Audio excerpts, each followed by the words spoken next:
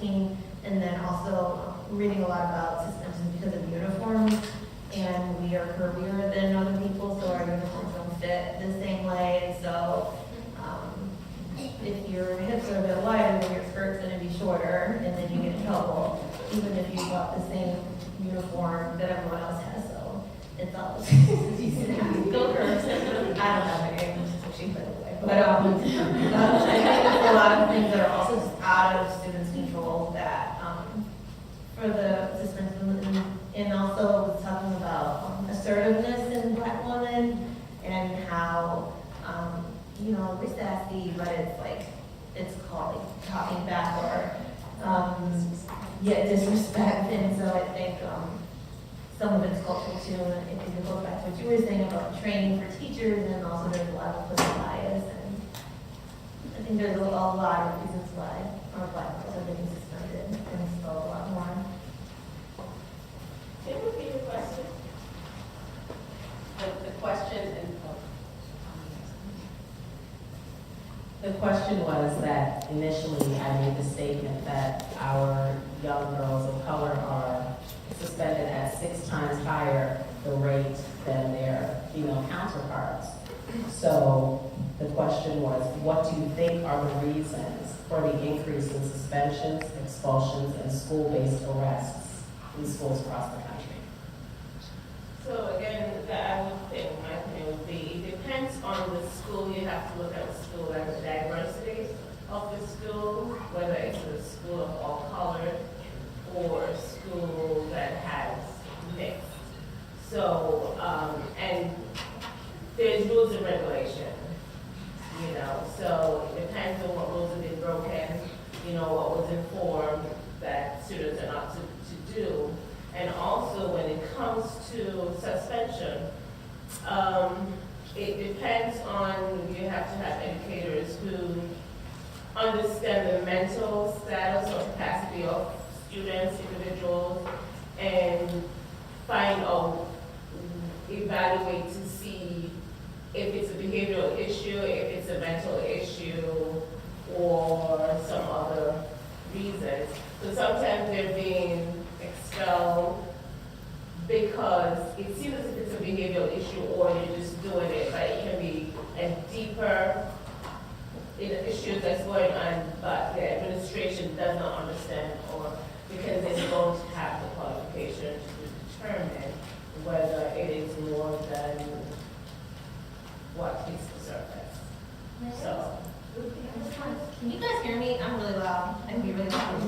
The government actually just did their like first study on suspensions by all different races, and they said it didn't matter what kind of school, the poverty rate of the school, like Black kids were always suspended and disciplined more harshly than other kids. Like it didn't matter. Like none of those things that you think would matter matter. Like, across the school in every state, Black kids are disciplined more harshly. So research what factors came out to say why they are expelled or disciplined more than their counterpart. I mean, they didn't ask why, they just were looking at what the numbers were, so I can only just tell you that for everything, so for things that you think kids would get suspended for, like fighting, but even for things that are subjective, like uniform, like that doesn't affect your learning, you know? But it does not affect the rules, they're learning, but that's their administration rules, right? But it's also very subjective, like what about grades or something, like these are rules, but they're like veiled racist rules. You know what I'm saying? Like, does your hair really influence other students' learning? Not really, but especially if it's a cultural thing, so now they put like only if it's religious can you like wear a head covering. But that doesn't really affect anyone's learning or teaching, it's just thinly veiled racism, So you that's know? where education comes in beyond culture, diversity, you know.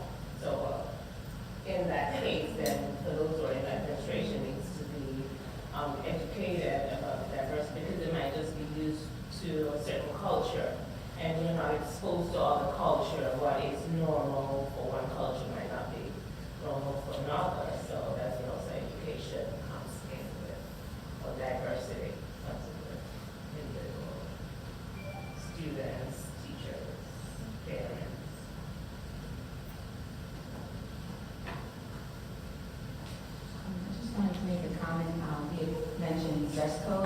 And our school is a school that students are required to wear a dress code attire. And I think the preface for that was to develop school pride, personal pride, and to have a polished demeanor when you come to school. However, it's become a source of a bit of an issue in our school, and as teachers, usually we're left having to enforce the dress code. So I find that, especially this year, it's been frustrating because a lot of kids are frustrated with the idea of having to come into the classroom and told constantly, oh, you need to take your jacket off, you need to take your hoodie off, instead of, and it's usually communicated home, you know, it's a repeat offense. So we have a lot of students that are coming and saying, well, I prefer you to call home about something that is, you know, positive or something else if there's a major issue going on, not whether or not I wore a jacket or a hoodie. So we actually have a group of students that are now coming together, banding together to try to speak out against the dress code, and they're finding all these facts and statistics, and it is very racially targeted in terms of schools. Generally, it's a school that is predominantly students of color that have a dress code. So that they're taking issue with that. They feel like they can't have a relationship with their teacher. And I know for me as a teacher, usually when a kid walks in, I have to say, I feel pressured to say, you know, hi, how are you? How's your day? Make sure you take that jacket and hoodie off before you come in my classroom.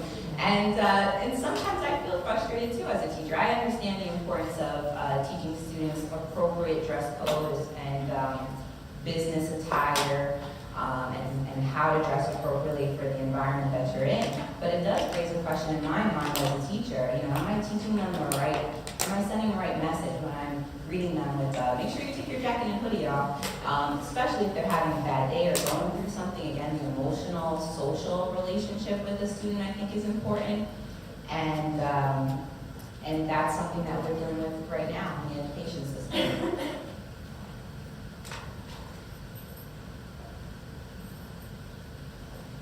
Next question, how do we address the trauma that our young girls are facing when they're going to schools in these educational systems? Is it appropriate to be addressed at school?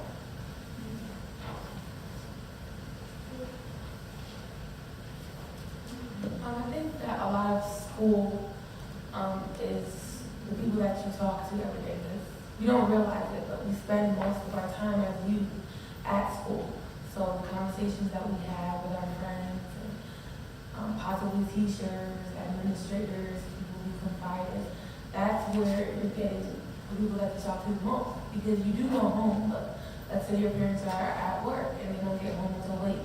So you spend most of your day with your friends and things like that. So I know, it's not good friend right here, that, you know, you can talk to your friend about the issues. But it also lies in the classroom to, you can only say so much to a child can only do so much. But if you try to go to your teacher and try to kind of confide in them about the trauma that you face, that kind of gets a little messy though too, because they're mandated to report certain situations like that. But sometimes in those cases, that's the right thing to do so that you can get the right help.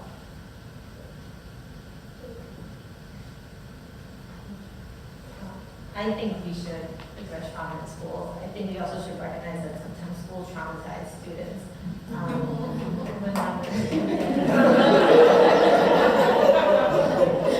When I worked in a school, we did rules and restraints, and I was an adult, and I was like, we're really going to hold this kindergartner like a prisoner, and then it's like, go off school or something. It was like, it's crazy. And so I do think the school's an appropriate place to address trauma, because you're right, we spend all day there. Most of your week there. I think that there are some programs that are trying to address it, but I think schools just get overwhelmed with all the other things they have to do. I think social emotional health comes last on the list, but I think it would be great if schools really address trauma. I think as a team in the school system, we need to do a better job of communicating with each other. I was talking about this earlier. Sometimes I don't find out that a student has gone through trauma until I read it in a college essay, and or maybe they're having a bad day, and I take them aside and have a conversation, and I find out some things that I wish I would have had some information on. So it would be